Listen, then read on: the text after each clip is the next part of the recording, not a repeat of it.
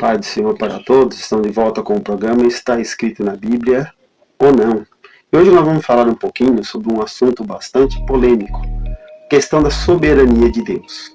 Eu sou o presbítero Márcio Afonso e tenho algo a contar para vocês do que a Bíblia realmente escreve sobre essa soberania.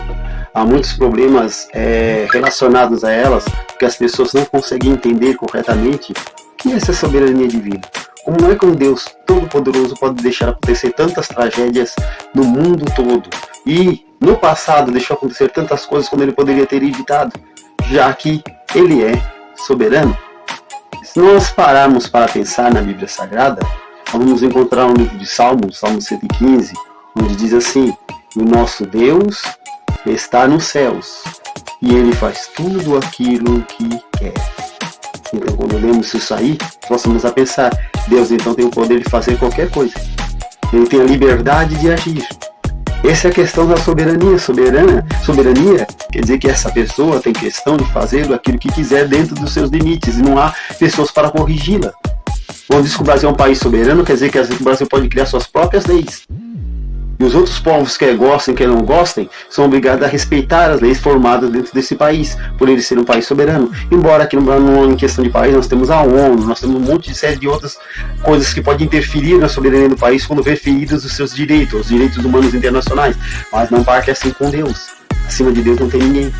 Então quer dizer, tudo aquilo que ele quer fazer, ele faz. Não há ninguém que possa dizer porque ele não possa fazer.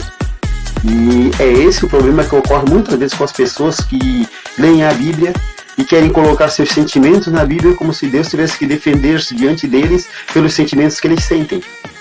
E aí surge até muitos ateus, que a maioria dos ateus existentes no nosso mundo não são ateus de verdade, pessoas que diretamente não creem em Deus, são pessoas decepcionadas, que eles achavam que Deus deveria fazer uma coisa por eles, no entanto, aquilo não ocorreu.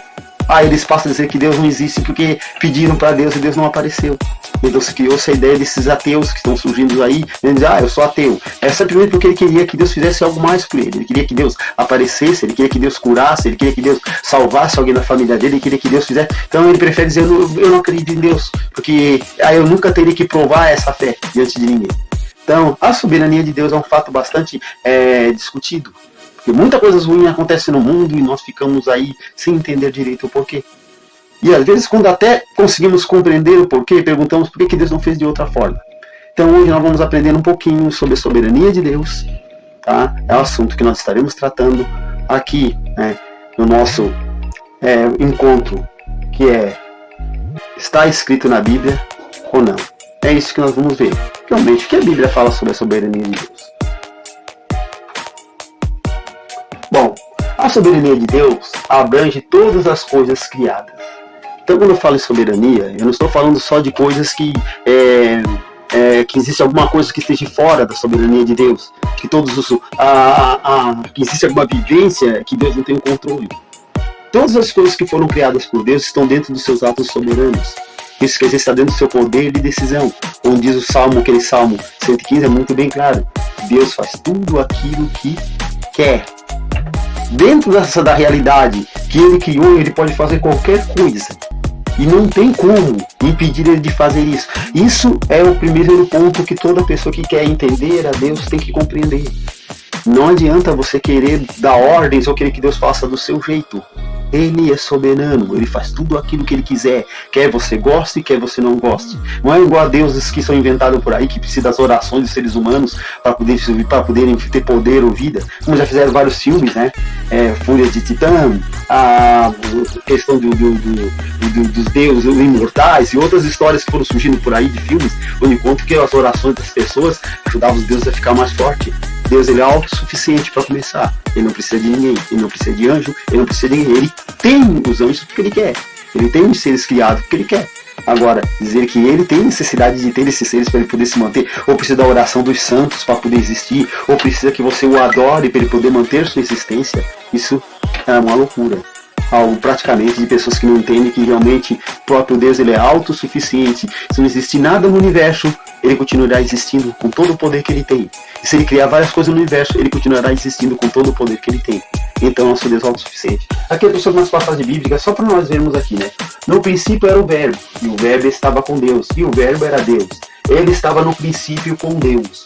Todas as coisas foram feitas por ele, e sem ele nada do que foi feito se fez. Nele estava a vida, e a vida era a luz dos homens. João 1, de 1 a 4, diz que no princípio o verbo, Cristo, já estava, e ele era o próprio Deus.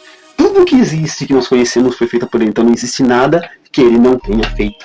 Depois aqui embaixo, Gênesis 1:1, concordando, vê que parecido, né? Gênesis 1:1 com João, né? João trata Cristo, né? Segundo que é o tema principal de João, João trata Cristo como Filho de Deus. E aí ele traz, no princípio era o verbo. E nós vamos usar para Gênesis, que também ali trata Deus como Criador. Ele começa, no princípio criou Deus o céu e a terra. Ou, como tem algumas traduções melhores ainda, né? Os céus e a terra. Então aqui também está escrito em Gênesis 1:1, está indicando que foi Deus que criou o princípio. Quer dizer, a primeira coisa que Deus criou, já comentei isso com vocês, foi o tempo. Tem gente que diz, a primeira coisa que Deus criou foi o céu e a terra. Não foi, foi o tempo. Porque antes não existia tempo. Não se contava. Se Deus vivia na eternidade e os anjos eram imortais, para que eu vou contar o tempo? De que forma eu contaria o tempo? Se vivia num universo praticamente que o tempo não passava. Não existia noite nem dia, não existia. Não tinha como contar tempo. Então a primeira coisa que Deus criou foi o tempo. Já aqui vemos alguma coisa de Paulo em Colossenses 1, de 15 a 17, Paulo falando sobre a pessoa de Deus, o qual é a imagem do Deus invisível, ele está se referindo a Cristo, o primogênito de toda a criação. A palavra primogênito aqui, como eu estava dizendo, como algumas pessoas que não entendem de Bíblia acabam falando bobagem, quer dizer, ele então foi o primeiro filho que Deus trouxe à existência, não. Primogênito aqui está citando mais a questão de posição dele. Não a questão de criação, mas a questão de posição. Isso, o filho primogênito era aquele que tinha todo o direito às heranças do pai. O Paulo aqui está citando ele como diretamente a questão da posição dele mais elevada do que todos os outros, porque Cristo é o próprio Deus. Né? De toda a criação, porque nele foram criadas, nele, não é fora dele, nele foram criadas todas as coisas que há nos céus e na terra, visíveis e invisíveis, até os átomos. E ainda muito mais, o mundo espiritual que nós não enxergamos, foram tudo criados por Deus. Sejam tronos, sejam dominações, sejam principados, sejam potestades. Aqui é a hierarquia, tanto celestiais como hierarquias humanas. Sejam tronos, dominações, principados, potestade. Todas as hierarquias que existiam no mundo espiritual foram todas feitas por Deus. Tudo foi criado por Ele e para Ele. E Ele é antes de todas as coisas. Antes de todas essas coisas existiam, Ele já existia. E todas as coisas subsistem por Ele. Então aqui esse é o ponto principal. Todas as coisas foram criadas por Deus. A partir desse princípio você começa a entender a soberania dele. Como Criador, ele tem direito sobre tudo. Ele não precisa explicar nada para ninguém. Esse é o primeiro ponto. Nós podemos compreender em nosso estudo. Vamos para o segundo ponto. Aqui é só para nós repetirmos os versículos finais de Colossenses, para darmos um entendimento melhor, né? Porque nele foram criadas todas as coisas que há nos céus e na terra, visíveis e invisíveis, sejam tronos, sejam domínios, sejam governos, sejam autoridade, todas as coisas foram criadas por ele e para ele. Quer dizer, todas as coisas foram criadas por Deus e por Cristo, né?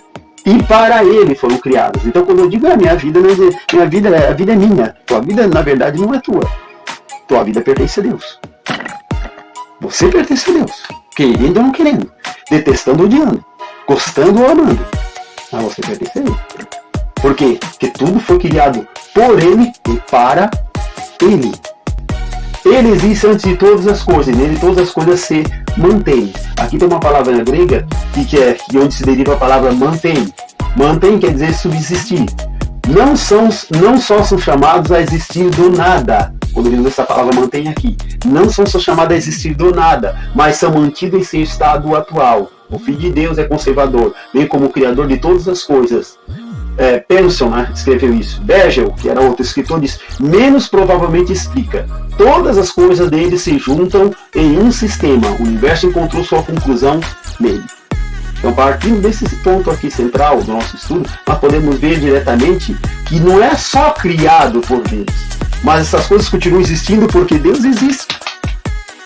Então, os átomos continuam com as suas formas aí, que são as partes minúsculas, com neutrinos, com tudo que vocês conhecem sobre ciência. Simplesmente eles fazem o seu trabalho porque Deus governa e quer que assim seja.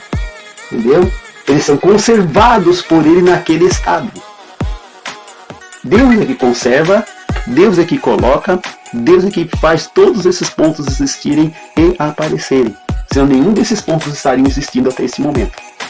Então tem gente que acha que diretamente essas coisas estão fora do plano de Deus. Todo o universo trabalha dentro de um ciclo comandado e ordenado por Deus. E não há nada no universo que esteja fora do seu controle ou do seu imenso poder. Seguir de frente. Agora aqui a passagem de Jó, para você entender como a soberania de Deus vai longe. Afeta até o mundo espiritual, porque tem muitas pessoas que não conseguem entender, dizem tanta bobagem que é difícil de acreditar, né? Acredita na magia branca, na magia negra, na magia não sei do que, como se os mágicos pudessem invocar através de palavras-chave e pudesse paralisar um anjo, ou controlar um demônio, ou vencer. Olha, a única palavra, que não vou dizer que é a palavra mágica, que consegue fazer o mal se afastar é o nome santo do Senhor Jesus. Ele diz assim na Bíblia: meu nome expulsarão os demônios, curarão os enfermos. O nome dele tem poder. Agora, o nome de outra pessoa aí, de outro ser, palavras mágicas, abracadabra, não sei mais do que, isso nunca deteve, nunca deterá espírito nenhum. E segundo, não existe magia branca nem magia negra, existem poderes que foram dados a certas criaturas. E esse poder não está fora do alcance de Deus. O Salmo 62, se bem me engano, é bem claro. Uma coisa disse Deus, 2 vezes eu ouvi, que o poder pertence a Deus. Todo o poder, até aquilo que o diabo tem, todos os seus demônios possuem, todos os outros seres e os anjos têm, todos eles de igual forma são todos de Deus.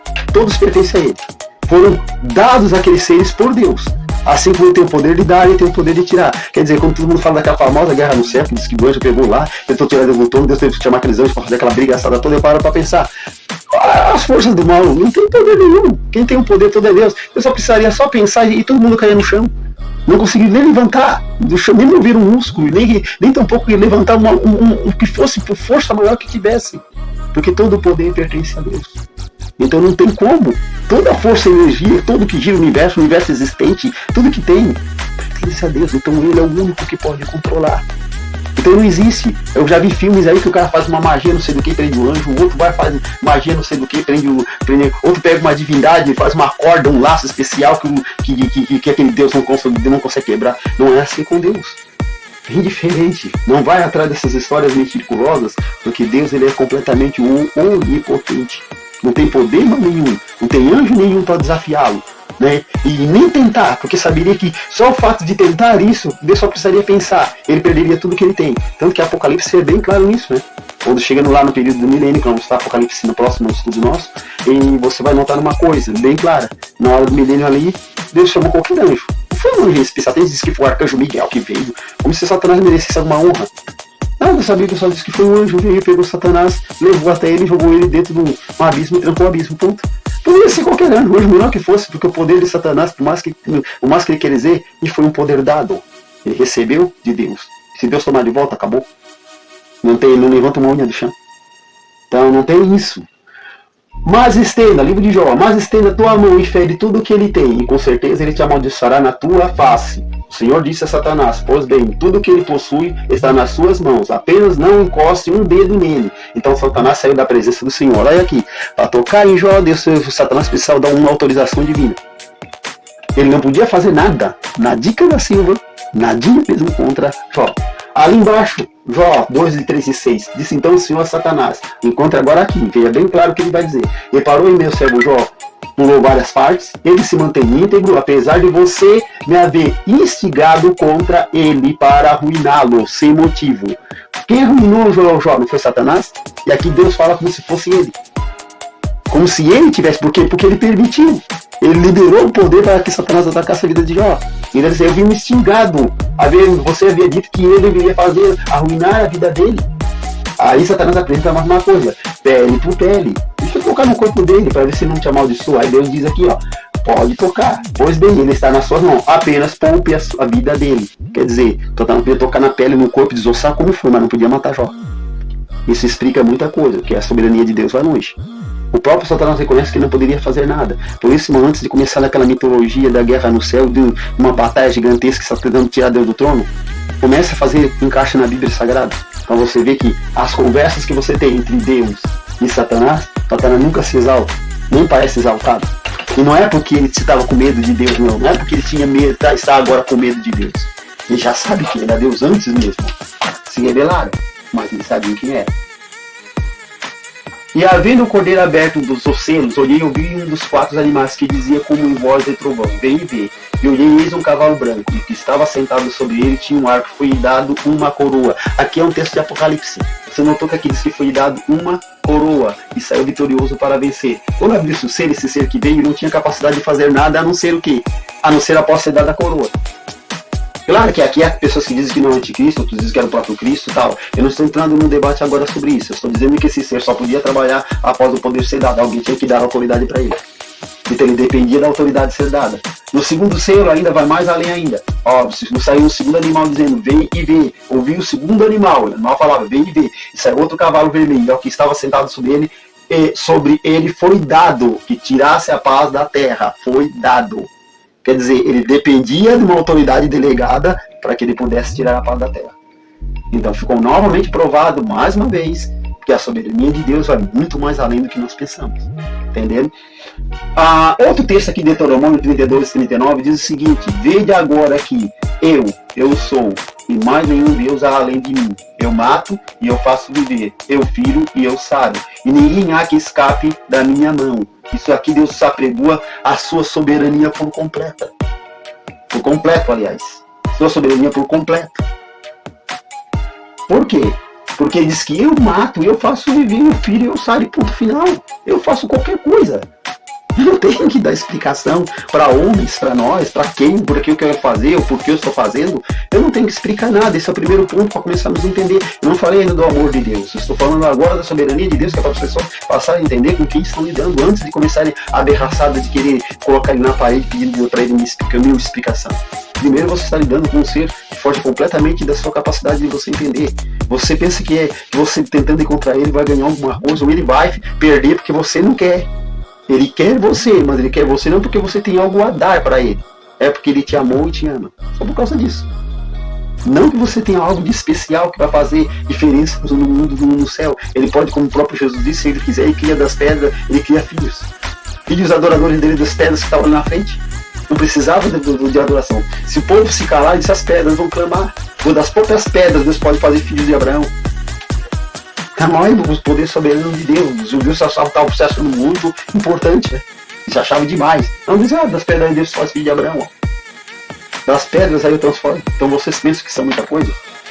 Mas outro pedaço aqui, do mesmo capítulo, né? A mesma versículo, só para nós vermos com outra versão diferente, linguagem de hoje. Saibam todos que eu, somente eu, sou Deus. Não há outro Deus além de mim. Então não existe outros deuses por aí, né? Buda, Hare Krishna, não sei mais o que aí, e esses outros nomes de deuses aí, todos que surgiram, nunca foram Deus nenhum.